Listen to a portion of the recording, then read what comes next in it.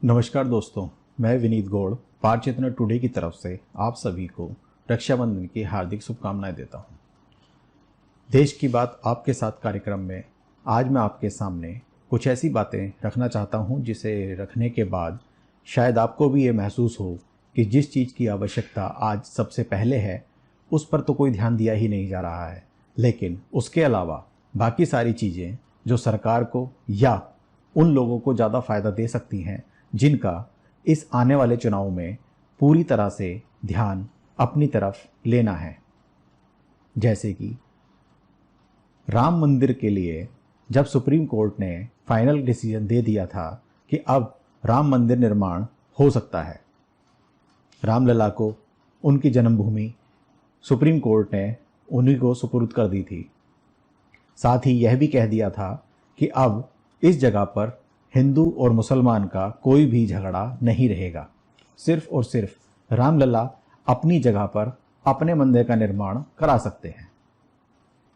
बहुत ही अच्छा निर्णय सुप्रीम कोर्ट ने लिया और बहुसंख्यक हिंदुओं के पक्ष में एक ऐसी बात बोली जिसका इंतजार बहुत सालों से उन हिंदू लोगों को था जो राम के प्रति पूरी तरह समर्पित हैं। साथ ही मुसलमानों का भी खुश होना वाजिब है, क्योंकि उन लोगों को भी इतनी ज़्यादा जगह मस्जिद बनाने के लिए मिल गई जितनी जगह उस झगड़े में थी भी नहीं। कोई बात नहीं, जिनको जो मिला बहुत अच्छा मिला। राम को मंदिर मिला, हिंदुओं को उनकी खुशी मिली, लेकिन भारत की जनता को क्या मिला? वह भारत की जनता जो इस समय बहुत सारी समस्याओं के साथ जूझ रही है, उस जनता के लिए सरकार ने क्या सोचा? उस जनता के लिए सरकार ने क्या विचार किया? उस जनता के लिए सरकार ने किन चीज़ों के उपाय करे जो वह जनता कभी भी परेशान ना रहे? वैसे कभी भी शब्द तो बहुत ही ज़्यादा गलत साबित हो जाएगा, क्योंकि कभी भी तो कोई भी खुश नहीं रह सकता, लेकिन वक्त के हिसाब से अगर लोगों की समस्याएं समझकर उनका समाधान किया जाए तो हो सकता है कि लोग इतने परेशान ना हो। मैं क्यों बार बार लोगों की परेशानी की बात कर रहा हूँ? इसका कारण वापस वही कोरोना है जिसका समाधान अब ना तो सरकार के पास है और ना ही जनता के पास। कोरोना के साथ साथ बेरोजगारी की समस्या मुंह बाएं ऐसे खड़ी हो गई है जिसका समाधान दूर दूर तक अभी कुछ भी दिखाई नहीं देता। बड़े बुजुर्गों ने कहा है कि भूखे पेट तो भजन भी नहीं हो सकता, लेकिन यहाँ तो भजन और कीर्तन दोनों का इंतजाम सरकार कर रही है। लेकिन क्या वो भूखे पेट लोगों से वह भजन और कीर्तन करवा पाएगी?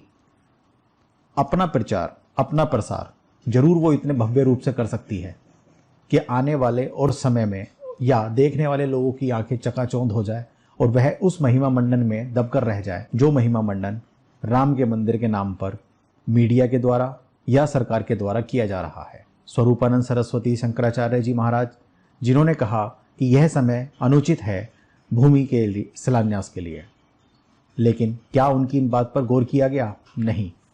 क्यों नहीं किया गया? क्योंकि सब अपने स्वार्थ के लिए उस समय का सदुपयोग करना चाहते हैं जिस समय को लाने वाले खुद प्रभु श्री राम ही हैं। जब उनकी इच्छा हुई तभी इस समस्या का समाधान भी हुआ, लेकिन इस समस्या के समाधान का क्रेडिट लेने के लिए तरह तरह के लोग खड़े हो गए। एक बार फिर उस समस्या के समाधान में जिन लोगों ने अपनी ज़िंदगी न्यौछावर कर दी, जिन लोगों ने अपनी ज़िंदगी 24 घंटे उस मंदिर आंदोलन में लगाई, आज उन लोगों का कुछ भी पता नहीं है। मैं बात कर रहा हूँ प्रवीण तोगड़िया जी की, मैं बात कर रहा हूँ लालकृष्ण आडवाणी जी की, मैं बात कर रहा हूँ मुरली मनोहर जोशी जी की, मैं बात कर रहा हूँ साध्वी तम्भरा जी की, मैं बात कर रहा हूँ साध्वी उमा भारती जी की। अशोक सिंघल जी आज स्वर्ग में होंगे तो जरूर देख रहे होंगे कि उनकी तपस्या जरूर रंग लाई है। लेकिन इन सब योगदान के बाद, इन सभी लोगों की आहुति के बाद, इन सभी लोगों की इच्छाओं के बाद ऐसे समय में राम मंदिर का शिलान्यास करना, जब यह जनता इस समय वो खुशी उस मन से मना पाएगी जिस मन के साथ राम मंदिर आंदोलन का आरंभ हुआ था। वैसे तो उस जन्मभूमि के ऊपर कितने ही संकट आए और कितने ही विवाद उत्पन्न हुए, लेकिन भूमि का शिलान्यास करने का जो कार्यक्रम अब उत्तर प्रदेश सरकार और केंद्र सरकार के द्वारा नियंत्रित किया जा रहा है, क्या उनकी प्राथमिकता पहले कोरोना संक्रमित लोगों को या कोरोना प्रभावित क्षेत्रों को सही तरीके से संभालने की नहीं है। एक तरफ तो यह कहा जा रहा है कि आप सोशल डिस्टेंसिंग का पालन करें, एक तरफ तो यह कहा जा रहा है कि आप एक दूसरे से उचित दूरी बनाए रखें, एक तरफ तो यह कहा जा रहा है कि बिना मास्क के, बिना किसी परहेज के आप बाजार में निकल भी नहीं सकते। गली मोहल्लों के छोटे छोटे मंदिर, सारे धर्म स्थल एक डिस्टेंस के साथ बंद करा रखे हैं या खोल रखे हैं। तो ऐसे में इतने भव्य आयोजन का क्या मतलब निकलता है? कुछ लोग कहेंगे कि मैं राम मंदिर के खिलाफ बोल रहा हूं, कुछ लोग कहेंगे कि मैं हिंदू नहीं हूं, कुछ लोग कहेंगे कि ये हिंदू के खिलाफ बोली जा रही बात है। लेकिन मैं ये कहना चाहता हूं कि धर्म और राजनीति दोनों अलग विषय हैं। धर्म के नाम पर आप किसी पर उंगली नहीं उठा सकते, लेकिन धर्म के नाम पर राजनीति करना कहां तक न्यायोचित है? क्या केंद्र सरकार को यह नहीं भूलना चाहिए कि उसकी प्राथमिकता इस वक्त राम मंदिर निर्माण के शिलान्यास के भव्य आयोजन से ज़्यादा कोरोना के प्रभावित लोगों को बचाना और जो अपने रोजगार को खो चुके हैं और इस वक्त भूखे पेट भी सो रहे हैं, उनकी प्राथमिकता उनके भोजन की व्यवस्था करना नहीं होना चाहिए? अगर आपको लगता है कि मैं हिंदू के खिलाफ कोई बात कर रहा हूं, अगर आपको लगता है कि राम मंदिर निर्माण बहुत ज़्यादा ज़रूरी चीज़ है, अगर आपको लगता है कि मेरी बात कहीं से किसी को गलत महसूस हो रही है, तो आप विरोध कर सकते हैं। लेकिन सोचना उन लोगों के लिए भी जरूर है जिन लोगों के लिए 2 वक्त की रोटी प्रभु राम के नाम लेने से ज़्यादा बड़ी हो चुकी है। क्या उन लोगों को समय पर भोजन उपलब्ध कराना, समय पर दवाई उपलब्ध कराना, वेंटिलेटर की समस्याओं का समाधान करना, अस्पतालों की संख्या बढ़ाना, क्या जरूरी मुद्दे नहीं हैं? भारत की जनता को इस बारे में भी सोचना होगा। एक विचार बार बार मन में आता है कि हर अस्पताल के अंदर एक मंदिर होता है, लेकिन क्या हर मंदिर के अंदर एक अस्पताल होता है? अगर ऐसा नहीं है तो हम किसके भरोसे अपने स्वास्थ्य के बारे में सोच सकते हैं?